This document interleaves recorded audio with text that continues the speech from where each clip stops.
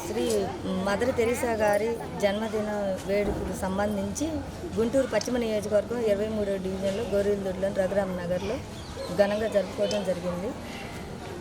Mother Teresa గారు 1910వ సంవత్సరం అల్బేరియా దేశంలో జన్మించున్నారు.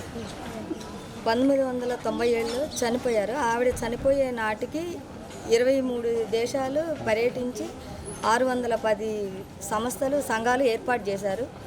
ఎన్నో మురికి వాడలు కానీ, ఇక ఎన్ని ఎయిడ్స్ కానీ, క్షయవ్యాధి కానీ, కుష్ఠవ్యాధి కానీ అట్లాంటి ఎన్నో వ్యాధులు వాళ్ళకి చికిత్స నిమిత్తం కానీ ఏదైనా సరే ఆమె ప్రజలకు సేవ చేయటానికి అని 1950వ సంవత్సరంలో భారతీయురాలుగా సభ్యత్వం తీసుకొని ఆవిడ ఒక ట్రస్ట్ ఏర్పాటు చేయడం జరిగింది.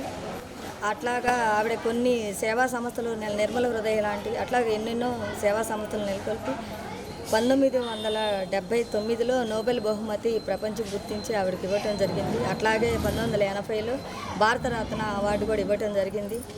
అట్లాంటి మదర్ తెరీసా ఆశయాలను ఈ మన భారతదేశ ప్రజలు కూడా మహిళలు మరి ముఖ్యంగా ఆవిడ మార్గంలో నడవాలని కోరుకుంటూ మేమందరం కూడా ఈరోజు చాలా సంతోషంగా ఏర్పాటు చేసుకోవడం జరిగింది. ఆవిడకి చిత్రపటానికి నివాళులు అర్పించడం జరిగిందండి.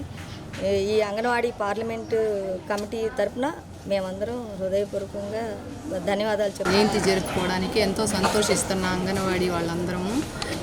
ఆమె చేసిన సేవలు ఎవరూ చేయలేదు.